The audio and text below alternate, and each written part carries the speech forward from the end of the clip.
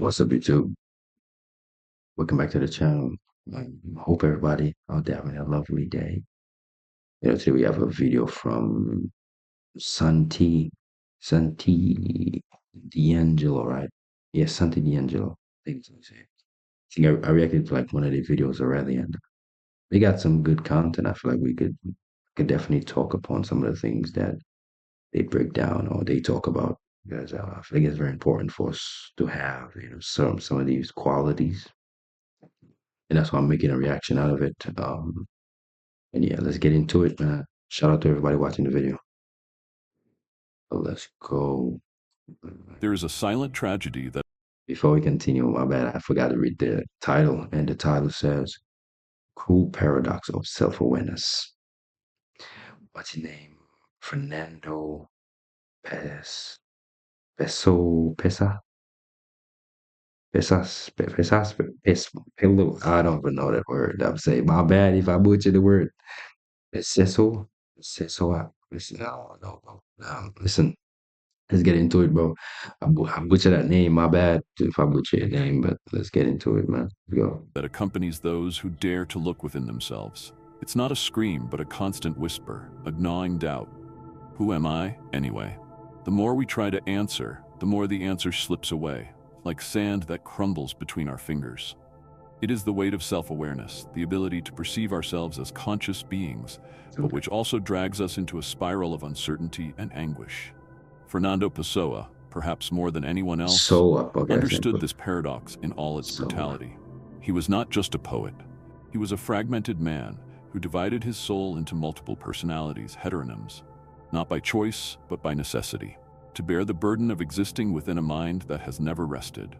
Every word he wrote was like a desperate attempt to escape, but also a confirmation that escape was impossible. We are creatures tormented by unanswerable questions, but unable to abandon the search. And the deeper we delve into ourselves, the more we distance ourselves from the world. Isn't it curious that what defines us as humans It's crazy to say that because when you're somebody, you're self-aware. Like you start like the way you think is very different from everybody else. Because when you speak to people, if the person you're talking to doesn't have the same level of awareness you have, like it's not fulfilling to talk to people who's not on that same level of awareness. So naturally, when you have a high level of self-awareness, you distance yourself from people, right? Not just self-awareness, but awareness in general, right? So it will naturally distance you from people because people don't have the same mind like you. People don't have the same thinking as you. So, so like self-awareness and awareness is just it will always be a lonely road because nobody will see things the way you see it, right? Because it takes you going deep and deep into that rabbit hole and trying to figure things out. But sometimes you might not have an answer at all for what it is. It might take you a long time to find the answer to the question you have. That's the beauty of it. That's what gives it purpose. That's what gives it, the fight to get that answer. Is because when you get that answer, then you will truly know what exactly you're looking for, what exactly you're trying to find. And that's the importance of self-awareness. But a lot of people really don't have self-awareness or this awareness in general because I feel like a lot of people they don't like questioning themselves, right? And due to the fact they don't like questioning themselves, they will just allow anything to go. They will not question it, right? So that's why people struggle with self-awareness because they never want to question themselves on something they do and why they do something.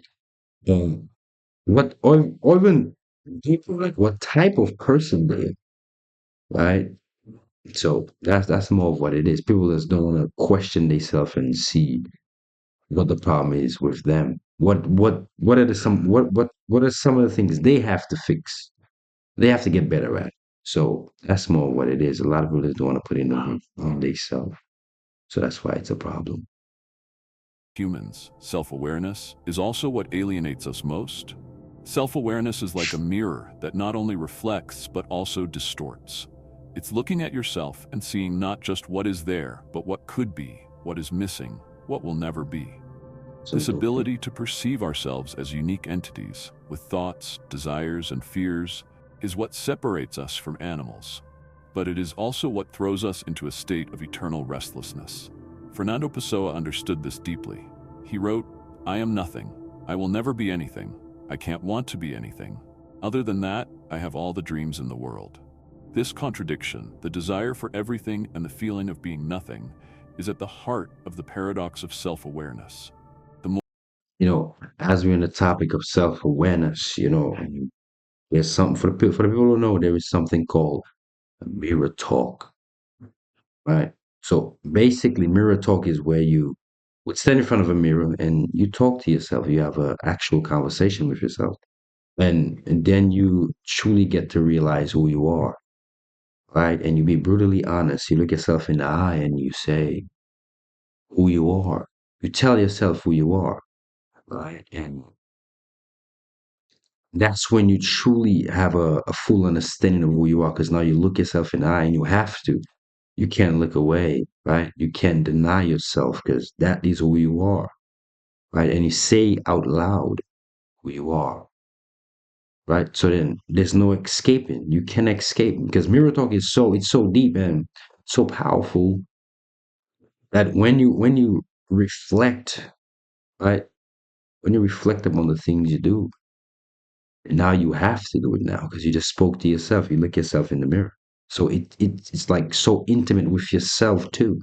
It's like tie into one. So mirror talk is like so important and it ties into self-awareness because now you have to be honest with yourself. You can't lie because you could cheat other people, but you can never cheat yourself.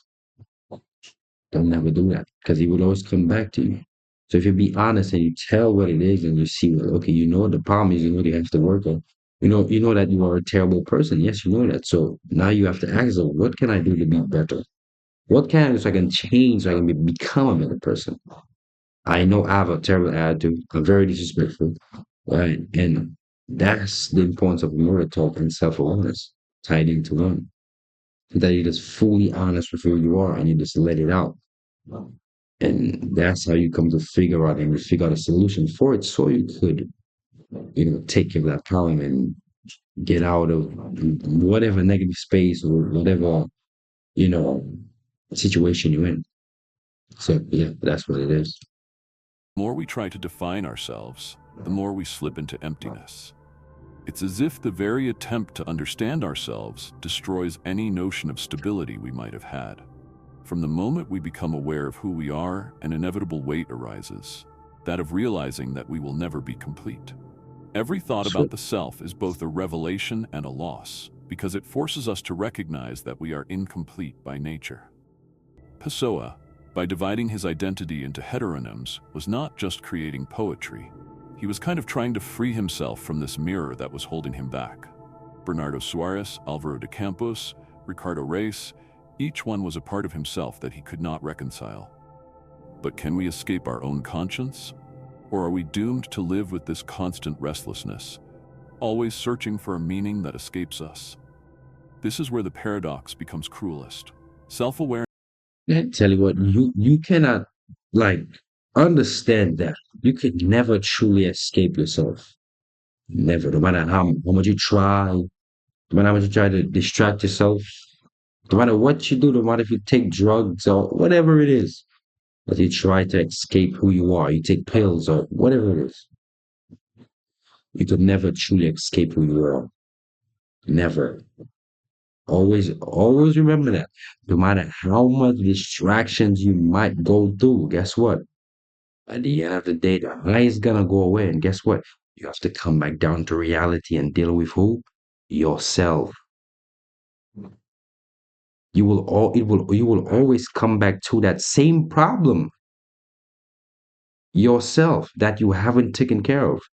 And the moment you slowly start taking care of it, that is the only way you will find some sort of relief within yourself, right? Because drugs is not gonna numb it.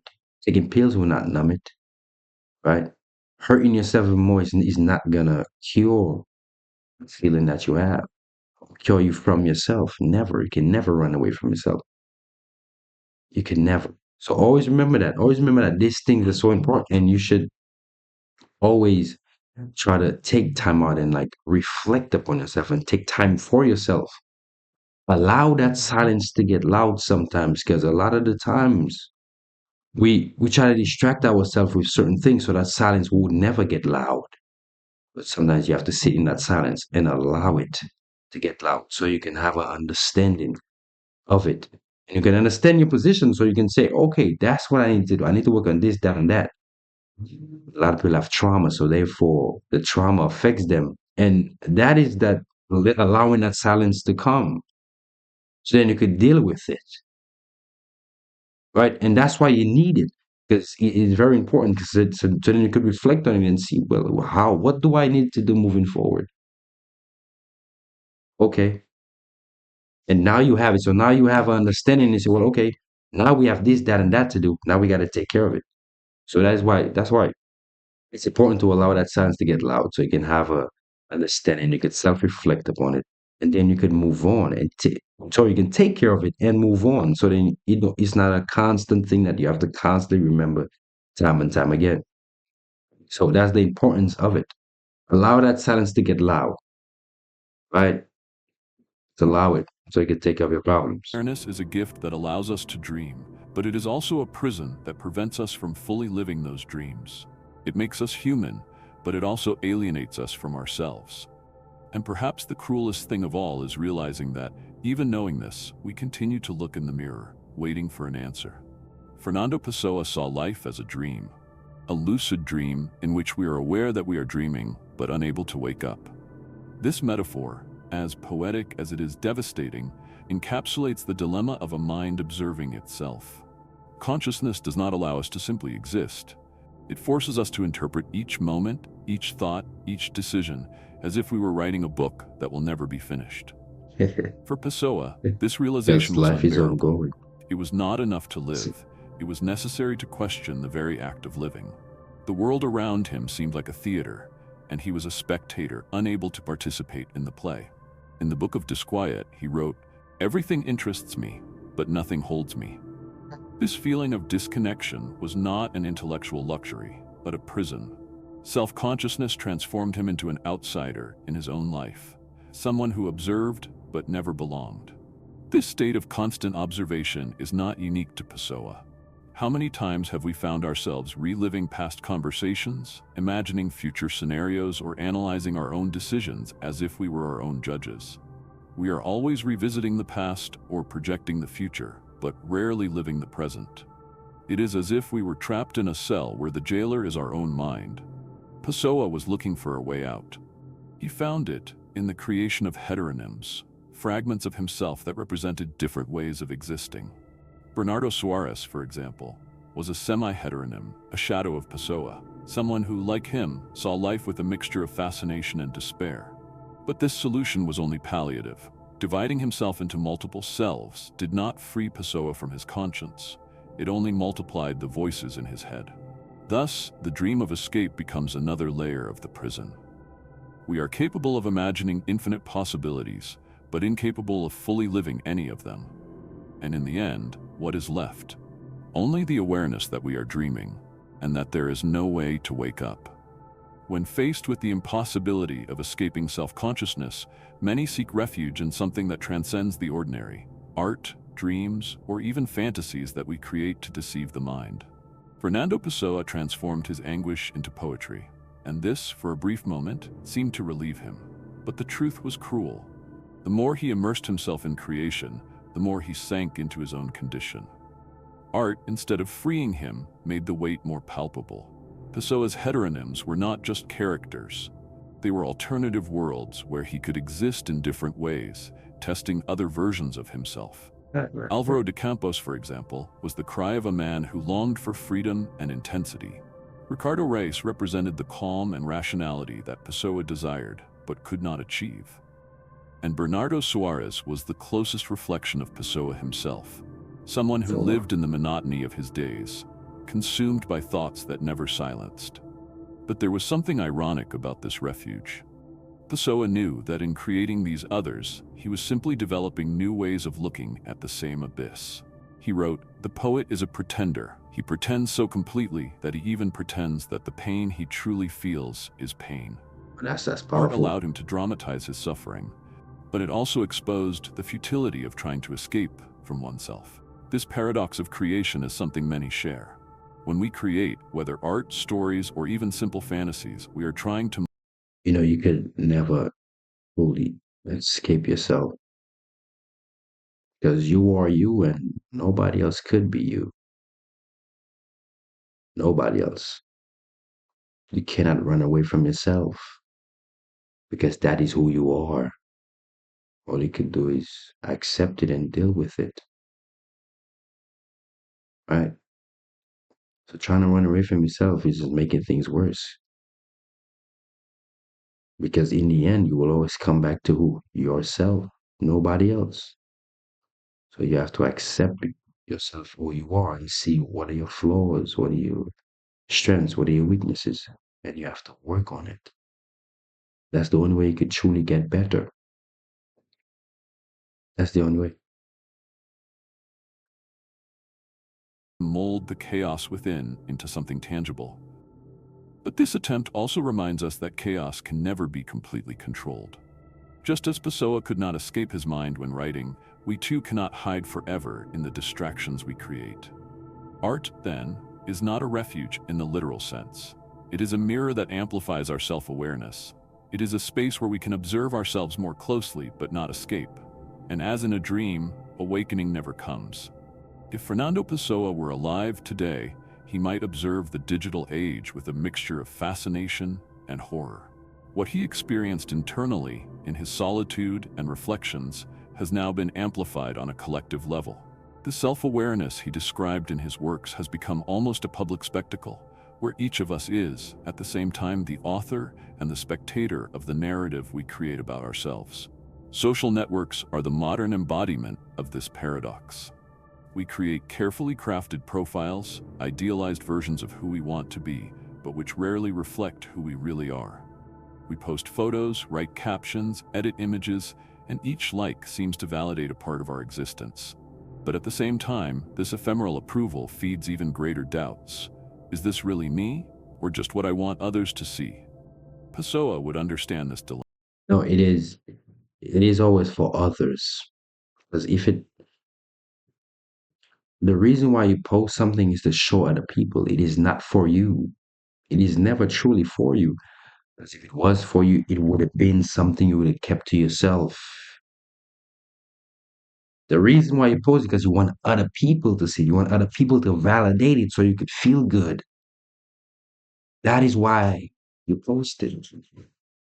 That is why you post it. You don't post it just for yourself. What are you posting it for? If you want it for yourself, you could have kept it in your phone, look at it every day. No, but you post it just to share it with other people. That is why you do it. That is the main and the sole focus, self focus of you posting it. Whether it's a picture, a video, don't matter what it is, a story, don't matter. You're doing it just to show people. That's all it's for. And you can't lie because that's why you do it. Just as he divided his identity into heteronyms, we fragment our online presence. Each platform is a space where we show different parts of ourselves. However, instead of liberating us, these representations often trap us in a relentless search for external approval and internal coherence. We become hostages to a heightened self-consciousness where we are constantly evaluating how we are perceived by others. Furthermore, And that's the problem for a lot of people. Well, I think, a lot of people deal with that. The only time they ever feel truly validated is if they get it from somebody else. It never comes from themselves. They can never say, well, that's how I feel about myself. Because they lack the self awareness, self confidence, self control, self love, self worth, right? The dignity. They lack that. So therefore they have to find an external validation to feel validated within their own self. Because the way they feel about themselves is not whole, it's not fulfilling, it's not full, it's empty, it's lacking. So therefore they have to find it from somebody else, external source, to feel that good feeling about themselves, to feel good about themselves, right? And that's the problem for a lot of people. They tend to just want the external validation, but they don't know that the internal validation is more valuable than the external validation, right? Because you have to understand, guess what? At the end of the day, you still have to come and deal with yourself every day. Every single day, you have to come and deal with who? Yourself. You have to sleep in that bed with yourself. You have to walk out that door with yourself. There's nobody else. So if you have that internal validation, the external is only an add-on. It will not be the primary reason so you could feel validated, right? So it have to come from within who yourself, you. So you have to come to that awareness and realize that the validation can only come from me and truly means something because the external could mean something. But if I'm chasing it constantly, that's the only way I could feel good. If I have to chase the external validation, that's the only way I feel good. But if I have the internal validation, I will always feel good. I will always do good because that's how I feel about myself, right? That's how I feel about myself. So guess what? The external will never actually break me. It can never break me if I have the internal within myself. If I have the internal validation, the external validation can never break me no matter what it do. Because I know who I am within myself. And the external validation could never tell me no. Because I understand my worth, I understand my position, I understand who I am. That's what it is. The digital age does not allow for silence. We are connected all the time, consuming and producing content in an endless cycle. This hyperconnection amplifies the alienation that Pessoa described, the feeling that, even when surrounded by others, we remain profoundly isolated.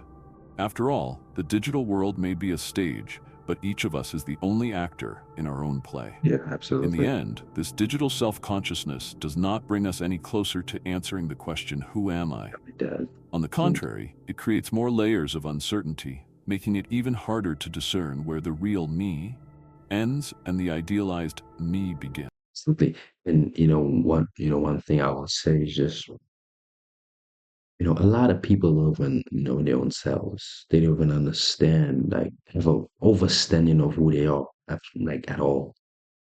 Like not at all. Like they can't even tell you some of the things they like. Like they cannot tell you things about themselves at all. They can't because they haven't taken the time out to realize who they are. They haven't because they constantly want to be around other people. They constantly want to distract themselves of who they are instead of saying, "Well, listen, I will take the time to see who I am." Right? And that's the problem for a lot of people. A lot of people just don't know who they are. They can't explain to you who they are. They cannot give things about themselves that is valid because they're so focused on other people and being around other people that they can tell you more about other people than their own self. That's sad, right? So taking the time out for yourself to get to know who you are, that is a beauty in itself. That is lovely because when you get to know who you are, nobody else could tell you who you are. Absolutely nobody else could tell you who you are. Nobody. If you take the time out to figure out who you are, nobody else can tell you who you are because you know yourself, you understand yourself, you understand yourself. So nobody can ever take that away from you. Never. Pessoa might look at this world and smile bitterly, realizing that the paradox that tormented him has now become universal. Living with self-awareness means carrying the weight of a freedom that few choose to face. Fernando Pessoa understood this better than anyone. He knew that the deeper we delve into our own mind, the more we realize that it is a prison without walls.